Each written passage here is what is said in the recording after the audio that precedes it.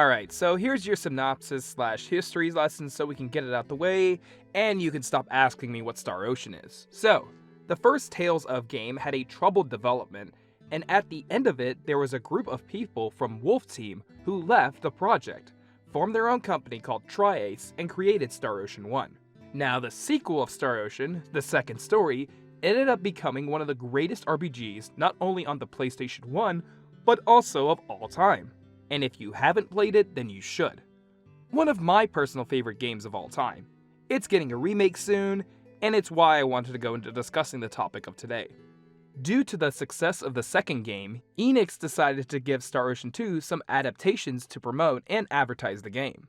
Of course, the first one I will be talking about today is Star Ocean, the second story manga. This manga was published by Gengen Comics, which was owned by Enix at the time. The manga adapts the first disc of the game, with some slight changes, but it's overall a very faithful shonen adaptation that's fun to read. Every character from the first disc does show up in some way, shape, or form. Mayumi Azuma was the writer and artist of the manga, and I'm not gonna lie, her love for the game shows in this adaptation. You can see by her comments before the second volume that she felt like she wasn't going to do the game justice, but she was doing her best. I don't know whether my fantasy world and Star Ocean 2's world combine well, but it's nice that I enjoy drawing this. I'll try hard. Again, this is a fun manga that adapts both storylines of the game in a cohesive way.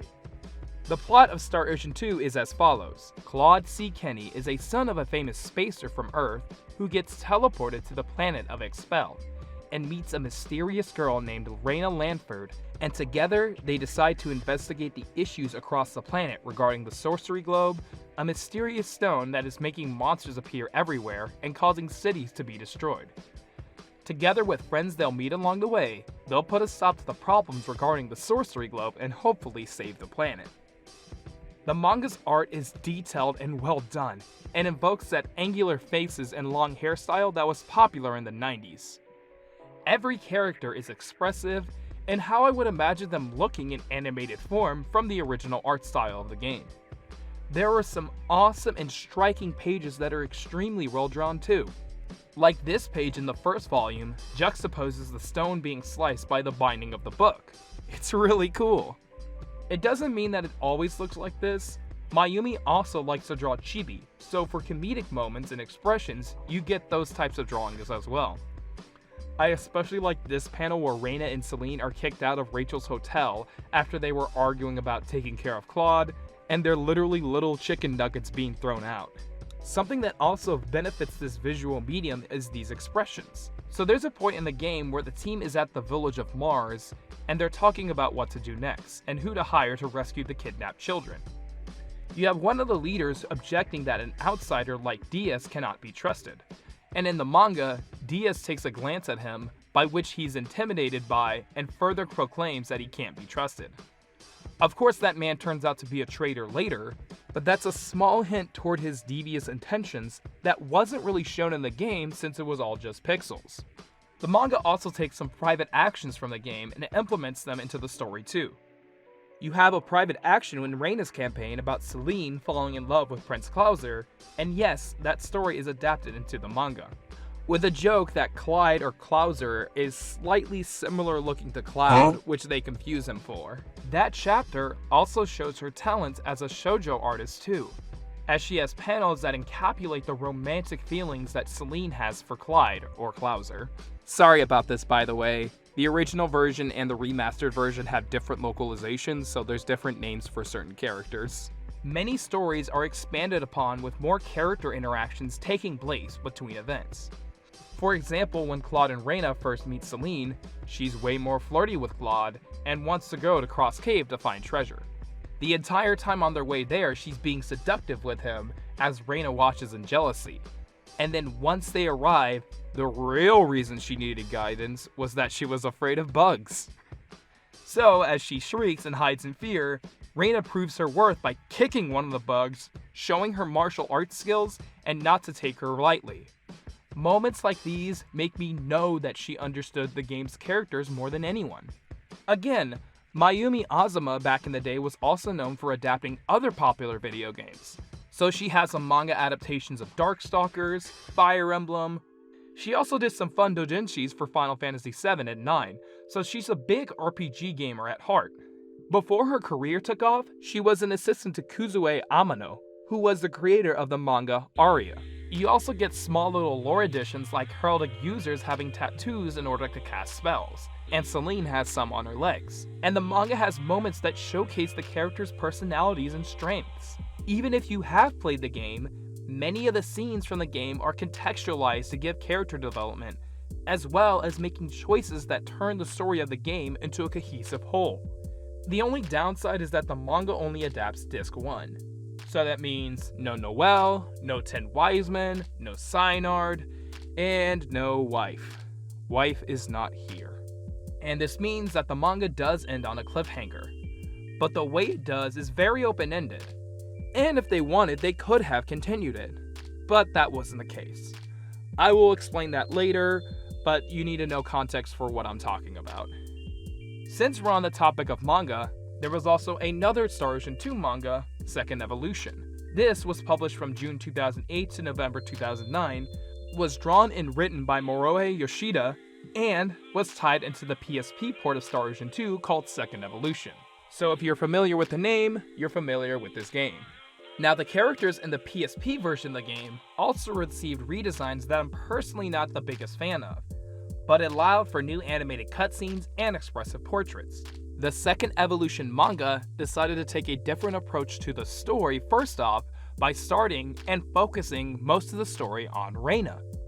So instead of Cloude getting isekai'd like in the original manga, you have Rena exploring the sacred forest, encountering the big monkey, and Cloude saving her with the phase gun, which she confuses for the Sword of Light.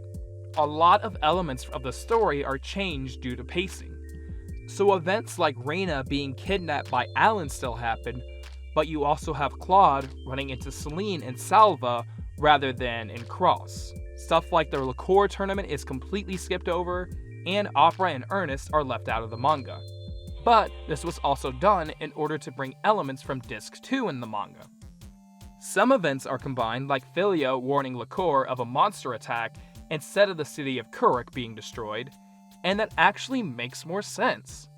Regarding the 10 Wise Men, Lucifer is introduced on the ship where the demon Shin appears in the original game and overwhelms the party instead. And like I said, Disc 2 is adapted, so we get Noelle, and yes, there she is, my wife is here.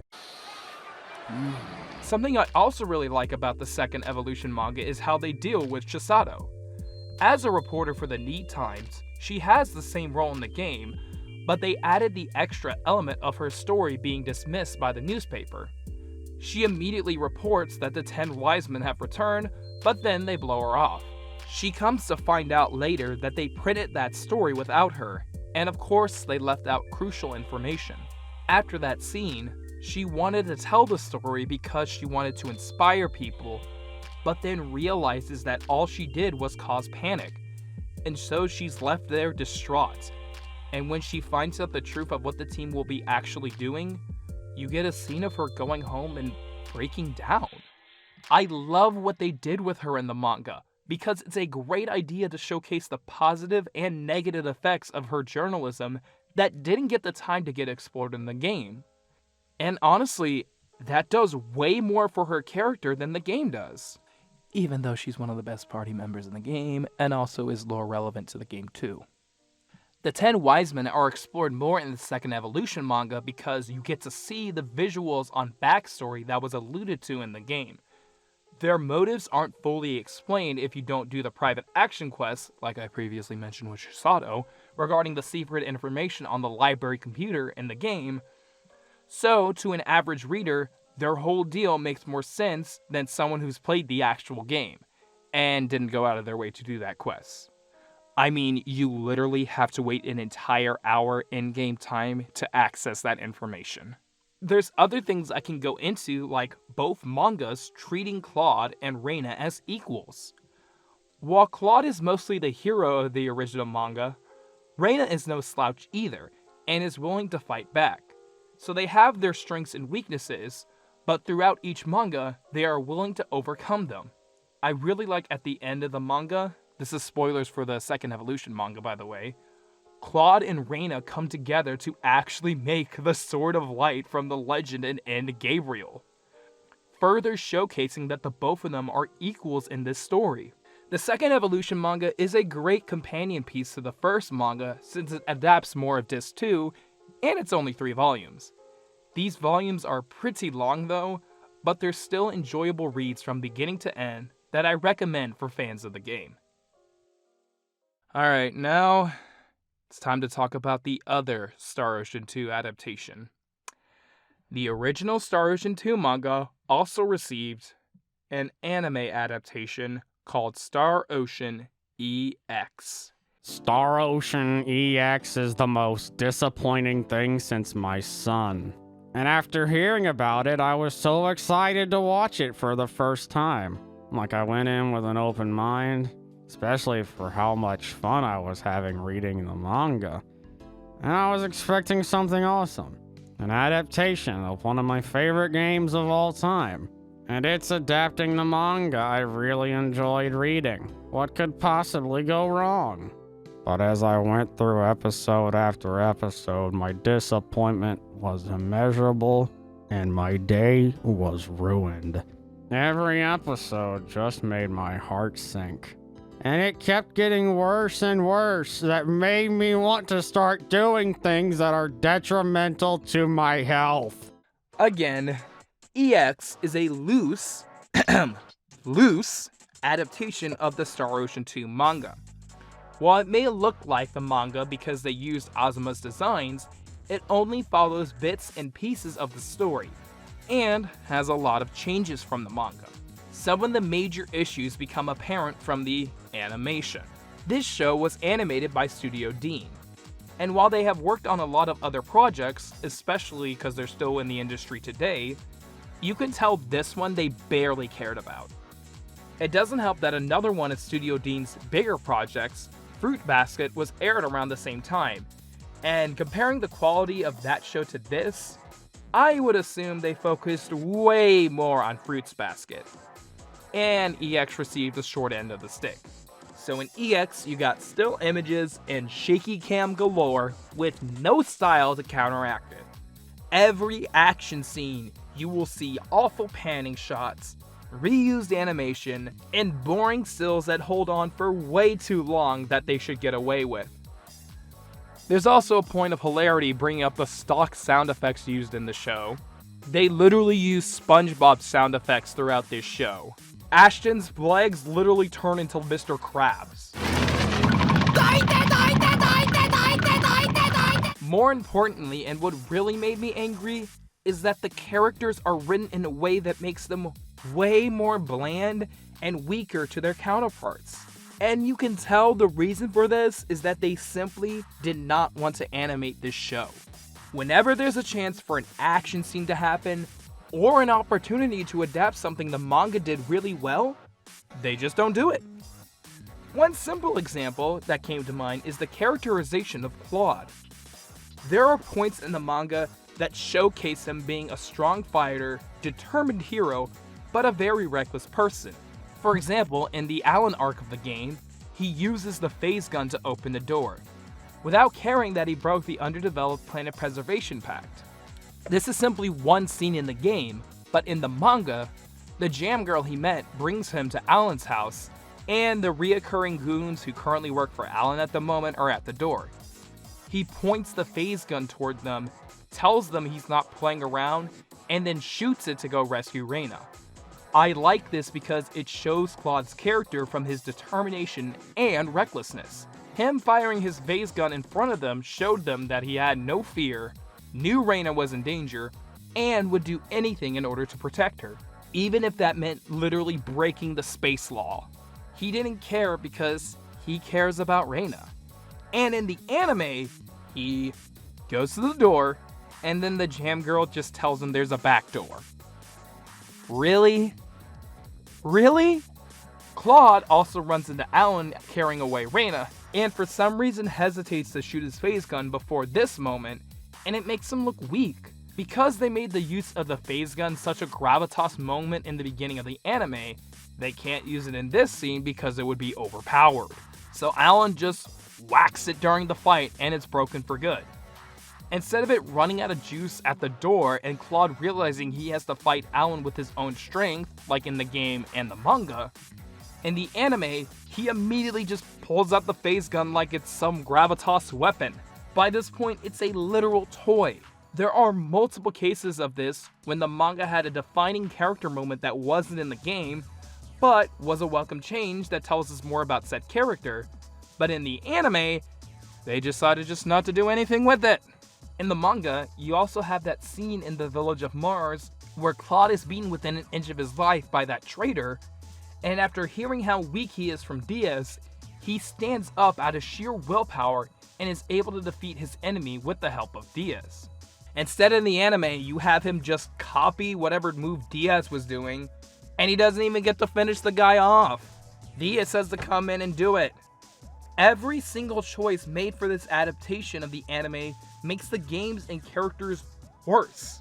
I'm not just complaining that, this is not like the game or this is not like the manga. They don't substitute these moments with anything worth a damn, and they decided that an already heavily story-driven anime is better spent on filler episodes. Yes, this story-driven 26-episode anime has filler episodes. You know, you could just leave out the team's adventures in Kurai. It's not like they were important at all to the game's story and plot.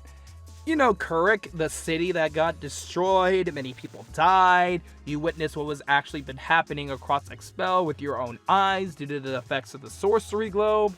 Nah, let's just showcase the team's adventures in Hurley. You know, that one port town with one private action that only existed for them to go to Liquor. This is extra embarrassing when I talk about the ending later, but Azuma's manga showed that she was clearly a fan of the game and wanted to respect it by putting her own interpretations and twist into it, while the EX anime just feels like a show given to a studio who didn't care about it, had no creative ideas, and just wanted a paycheck. Whenever there's a chance to do something fun or interesting, they never do it and just go the cheap way out. Celine's spells? They don't even bother to animate them either.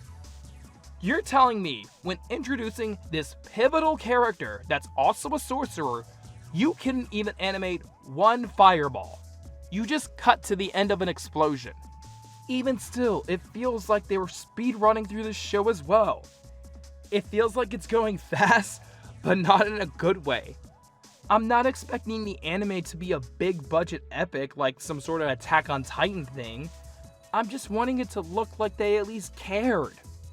Oh right, something I also noticed. In the opening of the anime, there's actually a panel taken straight from the manga with Celine. But that's from the arc in the manga where Celine starts falling in love with Clyde, or Clouser depending on what version of the game you're playing. But Clouser or Clyde isn't in the anime at all. So I can assume that A, Star Ocean EX was actually going to be closer to the manga adaptation, or B, and I'm really leaning toward this one, they were looking for shots to fill up the time slot of the opening and just use this one without any context or realizing where it's from. It kind of makes sense since the manga and anime were being produced and released around the same time, but even still, why is this anime so different and so lame? And I'm gonna make up a person in my head that's gonna say, but you like the Sakura Wars anime and that deviated from the game as well. Well, there's a major difference between Sakura Wars and Star Ocean EX. First off, Sakura Wars does not look like complete booty cakes. You can thank Studio Madhouse for that one. And also, the Sakura Wars anime tells stories that we couldn't infer from the original game. Its focus wasn't to fully adapt the game it's based on, it was to showcase the characters and the lore of the game. Easy examples is episode 16, where you have an entire episode focusing on the Anti-Coma Squad, showing the previous relationship between one of my viewers, Ayame Fujieda, and Aoi Satan. That's interesting lore that was only implied, but never shown to this extent in the original game. While the Sakura Wars anime and OVA still serve as promotional material for the game, even if you have played the game, you can still get some original stories and context out of each of them as well. They aren't a waste of time, and they're fun watches. With Star Ocean EX, it takes a fantastic story, dumbs it down, and doesn't entertain the viewer with anything interesting. The best animation in this show is unironically when they start doing the cartoonist stuff with Celine making funny faces or quick gags. Which is annoying because, well, it's mostly stuff from Azuma's manga as well, but then they start making it even more sexualized without it being funny or, cool and seductive or whatever. Back in the mid-2000s where you had those anime parody gags that you'd see in cartoon and online forms? Like, you can tell that the parodies themselves were created by someone who hates anime, saying that this is exactly what the experience is like with all the stereotypical cliches that each of them have. Unironically, this is exactly what it feels like to watch Star Ocean EX. I wouldn't be surprised if this is what they did watch because it fits all of those cliches, when the original game wasn't cliched. I even set up a Discord watch party for this anime with my community, and by the first night, they already wanted to drop it. But I wouldn't let them.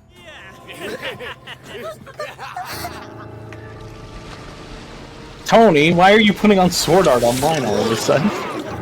So, as my buddy was posting old MatPat tweets from the early 2010s, I went ahead and set up a Star Ocean EX drinking game. So, if you ever watch Star Ocean EX, you can use this drinking game. Drink every time there is reused animation, a plot point done worse than the game or manga, a panning action shot, a stock sound effect, Shit. SpongeBob! a still shot with only the mouth moving, they didn't bother the animated attack or movement, wrong lighting used on a reused special attack, drawings that look good but they added an effect, animation errors, and filler. And most importantly, every time you see that stupid Kurai, the same 3 shots are panned over whenever Cloude does his stupid air slash that he ripped off from Diaz. Later on, Diaz does another special attack with a phoenix called Poison-sen, and guess what? Cloude rips that off too. Cloude can use the Kurai whether it be once every episode, or, in special cases, he'll use both Kurai and Poison-sen a total of 5 times in an episode. And of course, each time, the lighting is wrong for every scene.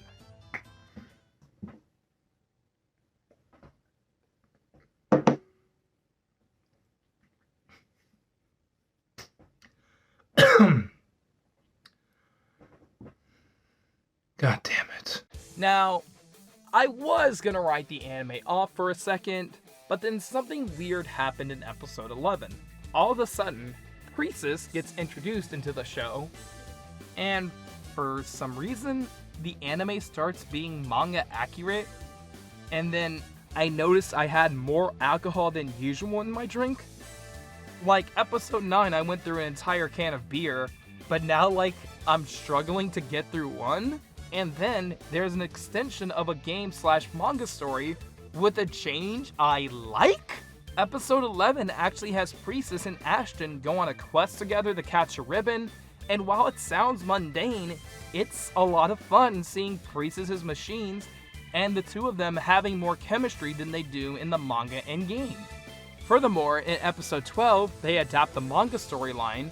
They also meet this plant succubus, which was adapted from the manga. And they did a small change from the manga. Now in the manga, she's disguised as a random woman originally, and they don't fall for her charms at all. But then in the anime, she's disguised as Priestess, causing Ashton to be tricked. But then Celine was the one to notice that she wasn't Priestess. And it's because she's screaming for Ashton and not Cloude. A welcome change that tells us more about the characters, and it's pretty funny, honestly. Wait, and then Rena's actually using her martial arts? Like, sure, they reuse some animation shots here and there, but she's actually using them now? And then Celine's using Energy Arrow? It's almost like I'm finally enjoying this?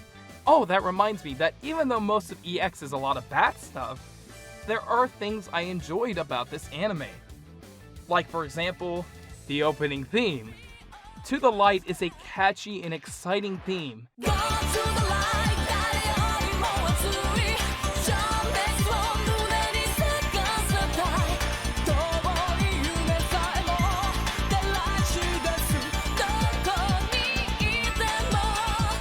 It's sung by Amika Hatan, who is a former J-pop singer, and now primarily covers Showa era and Hawaiian music.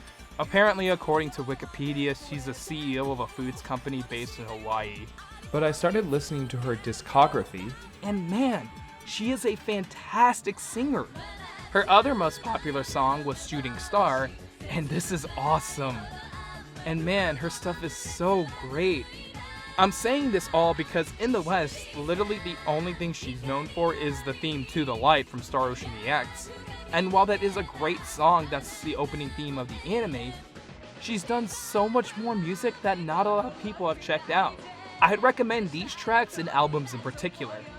All of her songs are on Apple Music, YouTube, Spotify, wherever you stream music. Matter of fact, in the description of this video, here's a Spotify playlist. So if you take anything out of this video, even if you don't like Star Ocean, stream Amika Hatan's discography. Speaking of music, the soundtrack of the anime was done by Motoi Sakuraba, the original composer for the game. And taking a look at the soundtrack itself, it really isn't too bad. Some tracks sound pretty nice and atmospheric, and they fit for the tone and character the anime goes for. I always will love the theme of Rena from the game, and it hits me on an emotional level. And most of the emotional tracks capture the feeling of the original game. Heck, a lot of the character themes perfectly encapsulates how they are in musical format. However, I feel the anime uses less of that because the only track I can remember from the anime is the annoying, goofy, upbeat track called Up Up that is used in every scene involving crazy antics, sometimes multiple times an episode.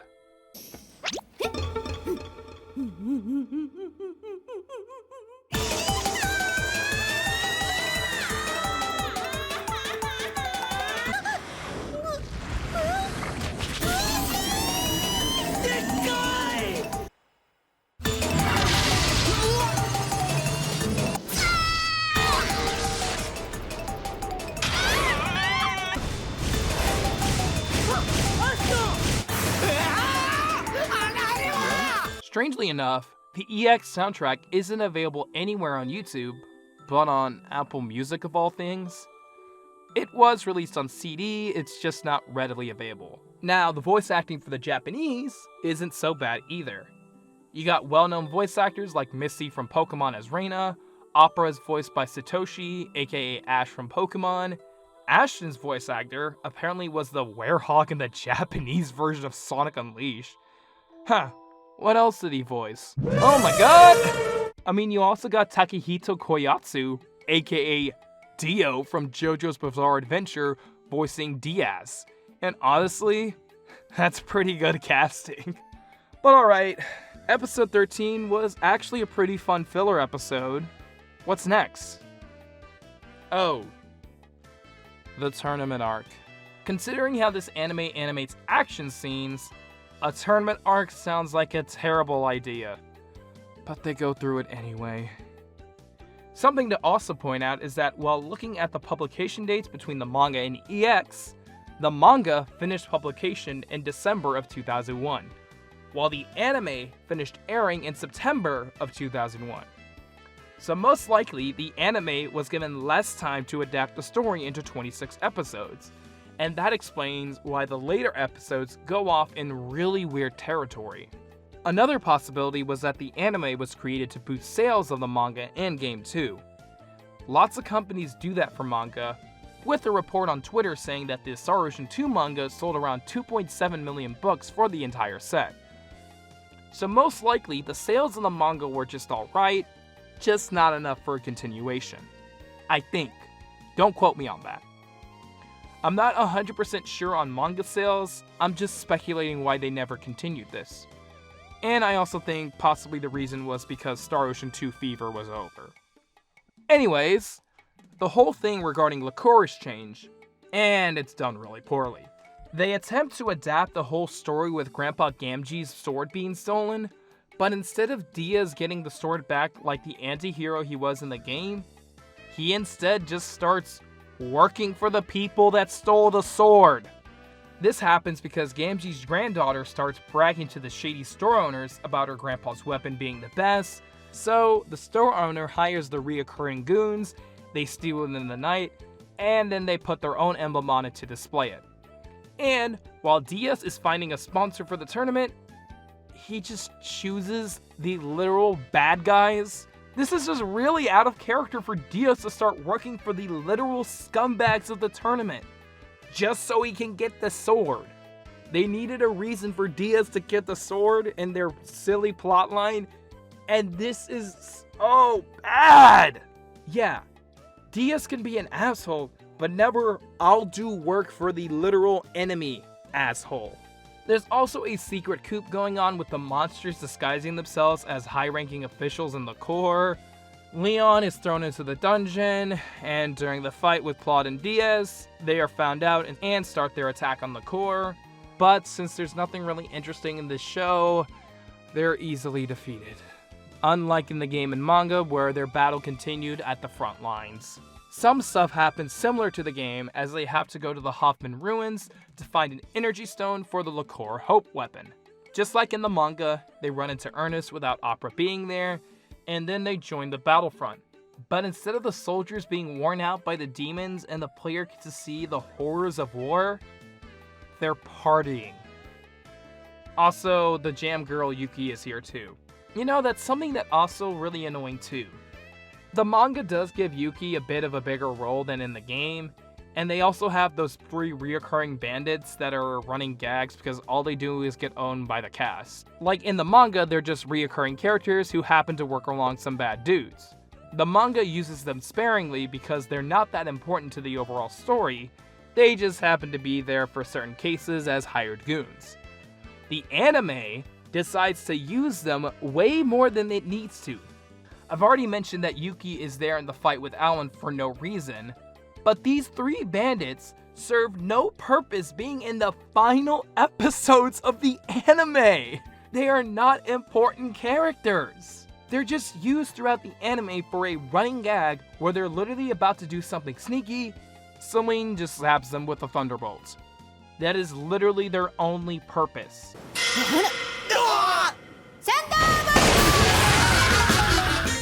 The anime tries to say that they're necessary by telling them that they're needed, or they can help out by rebuilding the Liqueur Hope, but no, they literally serve no purpose, and their comedic relief is weak.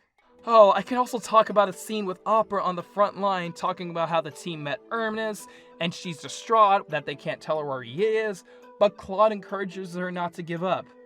A great scene that the anime people didn't even bother to adapt. Even in the bad scans and translations, I can tell the emotion that she's giving off. But no, the anime doesn't care. Speaking of the Liqueur Hope, oh my god. They made another change with Leon. So, they decided to take the Liqueur Hope to the Sorcery Globe. So instead of it being attacked by Shin, because, that's what happened in the game, a random wave comes in, and they get shipwrecked. And so you have the scene of Cloude and Leon on the shore, and in the game, Leon is extremely worried about his parents because they are unable to find them. He starts breaking down because he thinks his parents are dead, and he doesn't want that and wishes death upon himself. Cloude has to slap him to get back into reality, literally. It has to explain that his parents would never want him to die and keep moving on. This is a great scene that shows that even if Leon has the smarts of a scientist, he's still a kid at heart and doesn't know how to deal with trauma and realizing his self-worth. As you can tell, I'm a really big fan of the Cloude storyline in this game, and that's why I love it so much. But nah, you know what he's crying for in the anime? Oh, the weapon was destroyed and we can't find it. We've lost all hope because we lost the liqueur hope. Cloude doesn't even have the balls to slap him here because he has no character. And you know what makes this worse? They literally find the liqueur hope at the end of the episode and they can easily repair it. Mind you, Leon did not find his parents when they met up with their friends in the game. Same happens in the manga, and the only time Leon is reunited with his parents is at the end of the video game. I haven't gotten to this recently, but oh my god, the worst offense of characterization in this anime is Rena. I know Rena is mostly a pacifist, but they take that to an extreme. They make this whole thing around her that she can't defend herself. It always needs to be Cloude to come save her because he's the hero of light. They make this a point in the first episodes where Rena is told to stay home because it's a dangerous journey. But then that goes nowhere because she's on the journey anyway. And in the final episodes too, where during an after credit scene for the next episode, Rena has to tell Cloude that she won't be a burden to him. That is not how this relationship works! Making Rena self-dependent on Cloude, in my opinion, to me it comes off as sexist. There are moments in the manga where she has been shown to be more capable than anyone on the team that I've previously stated. This part of the story is in the anime, but curiously, that particular part wasn't animated. You just have Celine going off about how her boobs are being squished or some crap. She is shown to fight alongside Cloude in the manga, has a great personality, and while yes, she is a bit shy, she's a strong female character. I can understand Azuma wanted that being a woman herself, and I'm assuming a bit here, especially because Star Ocean 2 had the option to pick between a male and female protagonist. It made both Cloude and Rena seem as equals in the eyes of people that played the game. This is the point I'm trying to make about adaptations. You can make it look like your favorite thing, but if you do not understand the original feeling, motivation, and heart behind the original, you failed in making an adaptation. So I don't think I've mentioned this yet, but the English scans for the original manga ended right when they reached Illyria Tower. I have a point to this, just keep watching, okay? Well, it's not just that. That's where the original fan translation just decided to give up. You see, Volume 6 goes up to Chapter 32, but the English scans ended at Chapter 30. So they didn't even finish the volume itself. There were 2 more chapters that were left out of these scans. Not only that, the English scans for Star Ocean the Second Story manga are, at first, they're pretty alright. The first 3 volumes were done by a team who tried to be as accurate as possible to the original PS1 game and a Japanese version of the manga. They even translated the author's notes and onomatopoeia too. The second half of the scans I saw, they were Duang levels of bad. Of course, you don't get the extra Azuma notes at the beginning, and the dialogue has so much bad grammar you'd think a first grader translated this, or someone who doesn't have English as their first language. But yeah, they didn't even finish the 6th volume because there were 2 chapters missing, and Volume 7 was left untranslated. Now, I hate having to do summaries because it does elongate a video, but I feel this is necessary since even readers of the English manga never got the chance to read these final chapters. Everything from here on out is my interpretation of the images with my knowledge of the source material while using Google Translate to gain context for certain scenes. If you want to skip this part, here's the timestamp, but I really wanted to talk about Volume 7 of this manga. So we cut back to the colonists where the crew finds out Cloude is on the planet. While they are fighting monsters, Cloude's communicator starts going off. After the monsters are defeated, they start doing a countdown and Cloude is forcefully beamed up by his father, to the shock of all the party members. Ronix is happy to see his son, but Cloude isn't pleased as he's still in the middle of something. He did it without reforming, etc. You know, this is pretty similar to the game, you know, he broke UP3, blah blah blah. Now, back on Expel, the crew is freaking out and Celine questions Rena thinking she was tricked, and asking if Rena knows where Cloude actually came from. And while she answers that he's from Earth, And because that's not a place on Expel, Celine speculates that he's working for the demons, like Shin. Of course, Rena defends him, especially for what he's done, and Ashton does agree with Rena about Cloude, but they still all come to the conclusion that he abandoned them. Right after this conversation, Shin appears and holds Rena as hostage. So Cloude is thinking about his friends and decides to suit up to demand to be sent back. And when he sees his father, he won't let him go back because he tells him that Expelled is about to be destroyed by the effects of the sorcery globe. Opening volume 7, Rena says, "Fuck being a hostage," and elbows Shin in the stomach. And the entire crew engages in battle with the demon. We get some awesome shots in this battle with beautifully drawn images and effects. Leon and Celine teaming up to do a double spell, but they're still bringing up all the stops. Shin blocks the spell and wipes him out. Then Ashton goes one-on-one with Shin, even when he injures him. Yoro and Ururun, aka Creepy and Weepy if you play the PSP version, fight alongside him as they remember Cloude and don't back down. It's freaking amazing how cool Ashton comes off in this volume.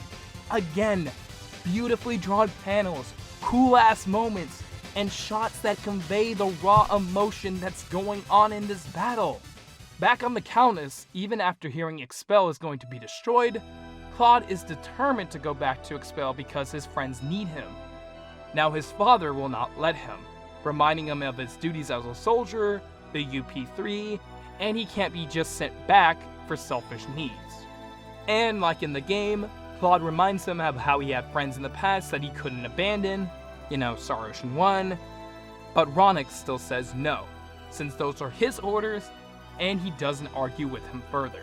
And to go back to his room if he understands. Soon after he says this, one of the commanders yells at Ronix, and the next page is a striking shot where Cloude is holding up his father at gunpoint with a determined look in his eyes. Now there's no dialogue, showing what Cloude is willing to do to go back and fight with his comrades.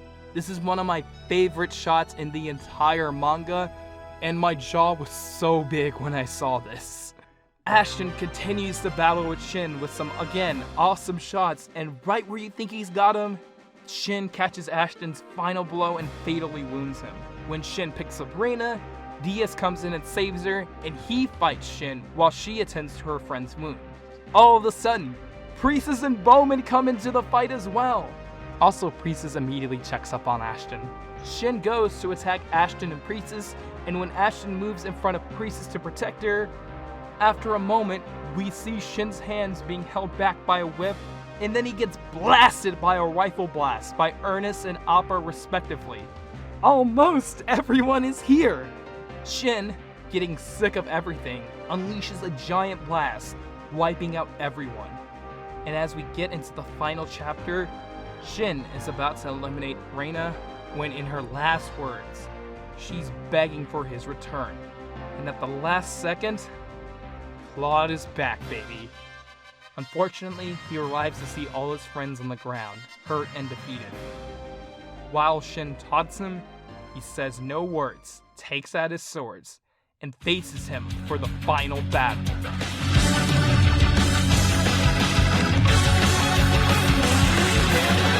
Shin continues to mock him for running away, and Cloude has to own up to the fact that he initially did.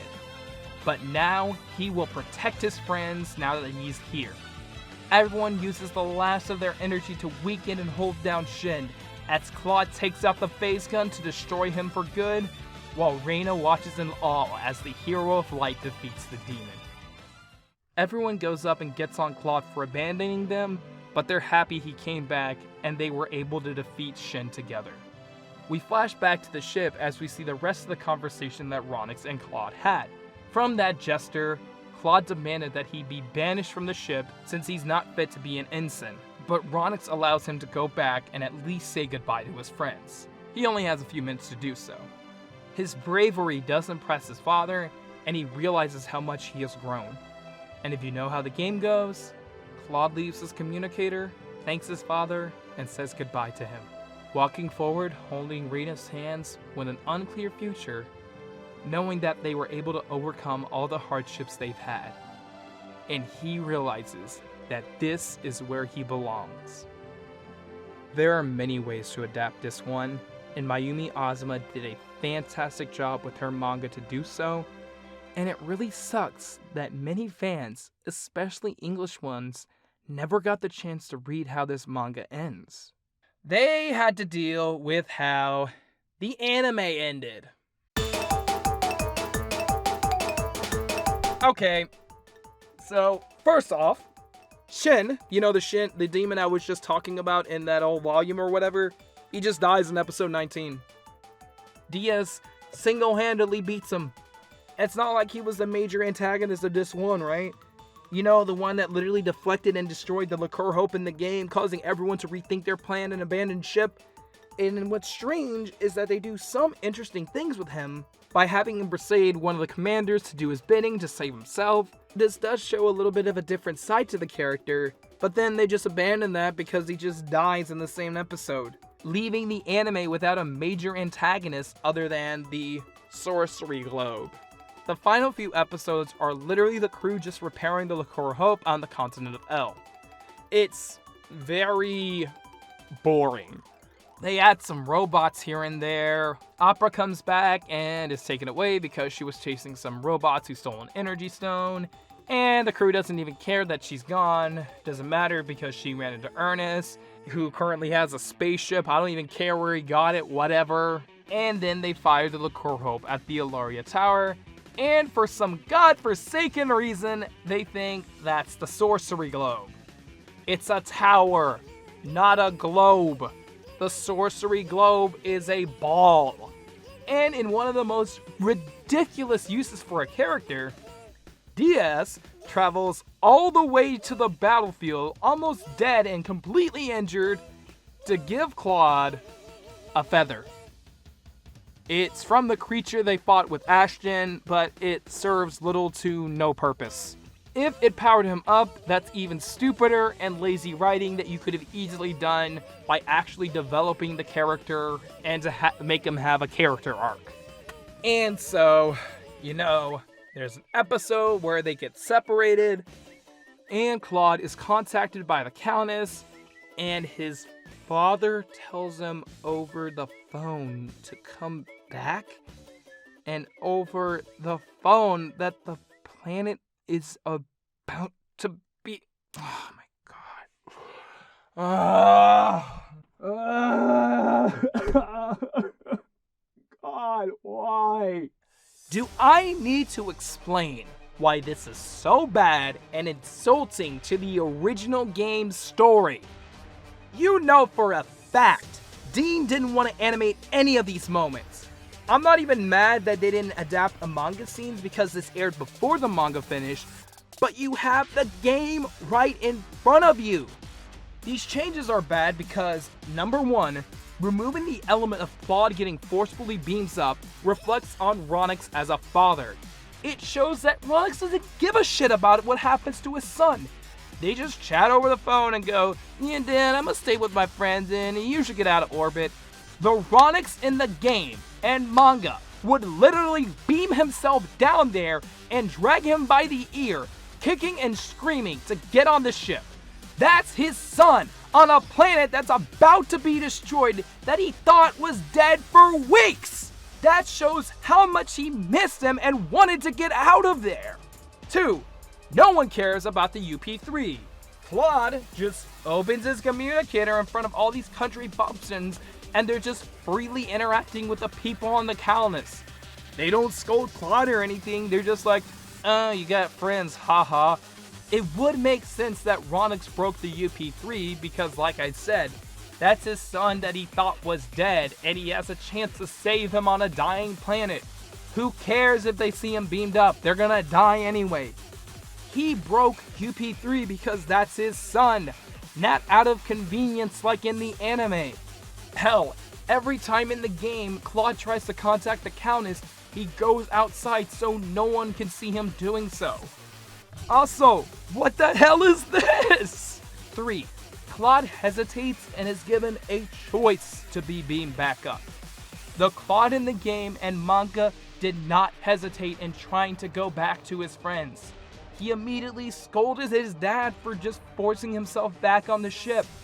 Ronik's choice to forcibly bring him back was selfish, and because, like previously stated, save his son and for him to be safe. He did everything to get him back, searched across the entire galaxy for him.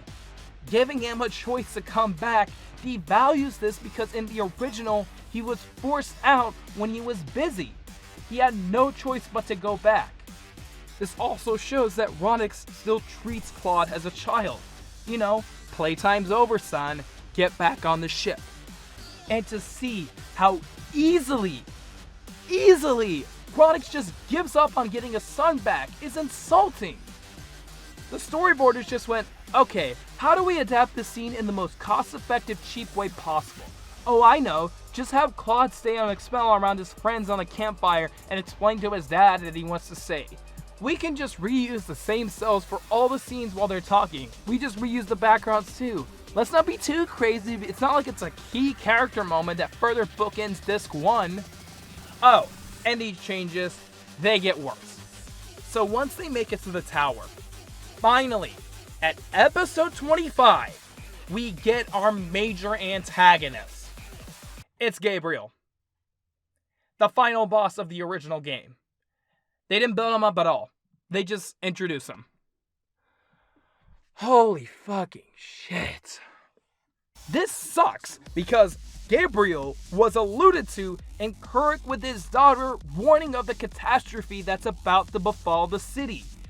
Instead of adapting that, they wanted to do 2 filler episodes in Harley. And guess what? The manga adapted the Kurai plotline, so it would have made more sense to introduce Gabriel in the manga, but Azuma did it because she knew that would be unnecessary to the story she was currently adapting. So she spent the last chapters of Volume 7 telling fun short stories with the cast and just wanted to satisfy her readers.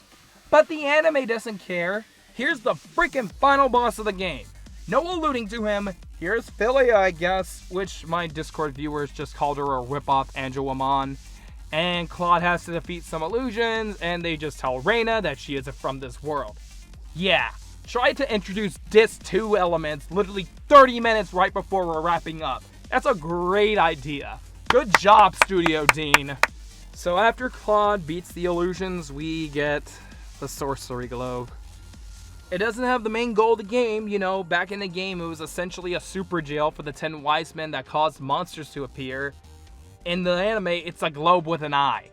If you remember Amino Sagiri from Persona 4, yeah, it's literally just that. Cloude defeats it with the phase gun, but oh no, not really, because the globe comes back and says it's gonna destroy the galaxy.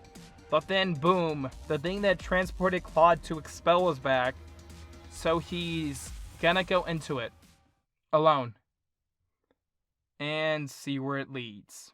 And that's how the anime ends.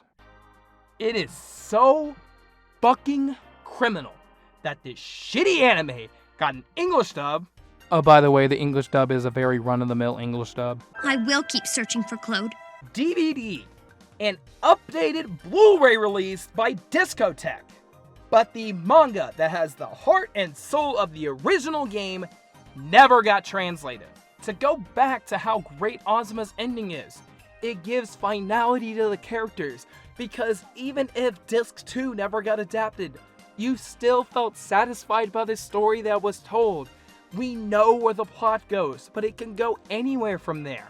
She knew these were the final chapters, but it still brings the story to a conclusion while being open-ended enough for a continuation that never came. Well, if you don't count the second Evolution manga.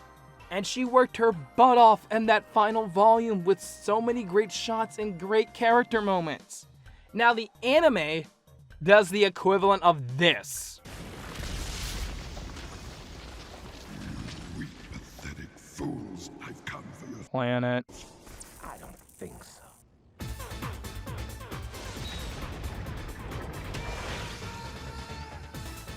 Now the anime did get a follow-up in the form of drama CDs produced by the same company who published the anime in Japan. According to the wiki, the early ones take place in between the anime, and I assume the later drama CDs are about what happens later in the story. but I wouldn't know because they are out of print, and I'm sick about talking about EX to find out, and I don't speak Japanese, so I wouldn't understand them anyway. Oh, would you look at that? Someone on YouTube uploaded the first drama CD for Star Ocean EX. I'm covering this in a follow-up video. I'm done talking about this stupid anime. Alright, so EX did have 2 directors, one of them being Sujin Yoshida. He also worked on some other shows. He was the director of a particular OVA. Oh, whatever. He was the director on... Who cares? I'm making assumptions here, but I feel that some people working on this show saw it as a paycheck to sell more copies of the game or manga. Heck, I wouldn't be surprised if some of the filler episodes were ideas they just had for other shows, just implemented into EX to save an episode slot. The good news is that even though my time was wasted, the people who worked on the show, they still have jobs and went on to have pretty successful careers, I think. But what about Azuma? Now, Mayumi Azuma actually continued to work on Star Ocean, to the point that she literally worked on one of the games. She was the character designer for the direct sequel to Second Story, Star Ocean Blue Spear. That game also did get a manga adaptation as well, and that was done by a different artist. Unfortunately, since they never adapted the second disc in manga format, Noelle and Chisato are also still missing from the manga. Azuma would also go on to do her own original manga series called Elemental Glade, which was successful on its own, getting its own animated series, a few games, as well as a spin-off manga called Flag of Blue Sky, which was put on indefinite hiatus due to her glaucoma back in 2015, at the age of 40. Personally, I don't know what she's doing now, but it has intrigued me to check out her other works. Either way, she has a great manga career, and I hope her work won't be forgotten. I don't know if she got to do everything she wanted to, but even back then she was a workhorse. Who could say they created a manga adaptation in their late 20s based on one of the most beloved RPGs of all time? Definitely not me. When I started to read the Star Ocean 2 manga out of curiosity, I never expected to get so invested into it. But even while reading, I can tell Azuma loved the game so much and wanted to do it justice for people who ever had any interest in reading this manga. I charged ahead at full steam without stopping. In the time I was drawing this work, I had many encounters and farewells. Super fun times and very sad times. So many things happened, but I was able to adapt Star Ocean to Second Story. I received help from so many people, and I want to express my gratitude to all of them. Thank you to everyone who supported me. I'm hugely thankful that you stayed with me until the very end. Until the day we meet again. Anyways, bless you, Mayumi Azuma. If you would like to experience the Star Ocean 2e from a different perspective, I heavily recommend both mangas, especially Azuma's. And heck, I'd also say check out Elemental Glade while you're at it too. As for the anime,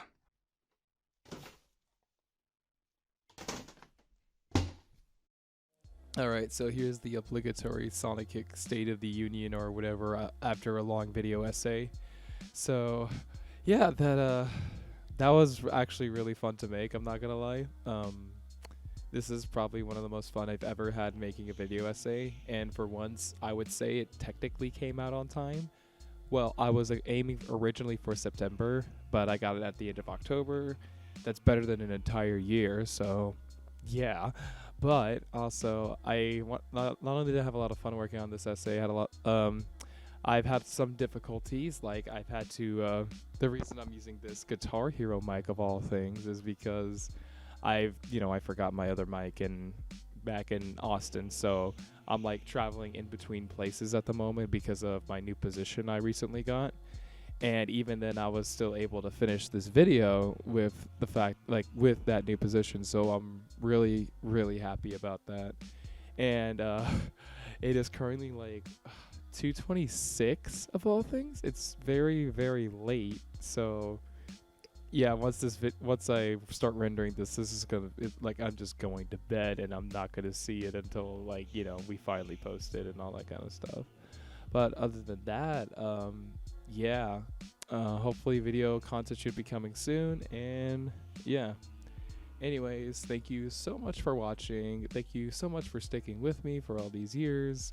As you know, as you may, and I really hope you enjoyed this deep dive into the Star Ocean manga, as well as me getting angry at Star Ocean EX. So take care, see ya, and bye.